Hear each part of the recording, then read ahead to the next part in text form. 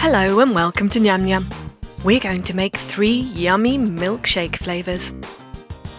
Blend together 2 tablespoons of cream cheese, 2 scoops of vanilla ice cream and 60 millilitres of milk. You can add in a variety of different ingredients depending on the flavour you want. We've done another with lime and one more with chocolate. Now dip your glass in melted white chocolate to cover the rim and coat in rainbow sprinkles. Pour in your milkshake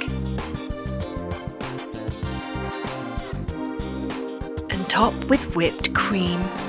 Other glasses we've decorated with muesli and chocolate sprinkles, now adding a fresh strawberry slice and cookie on top with a couple of colourful straws.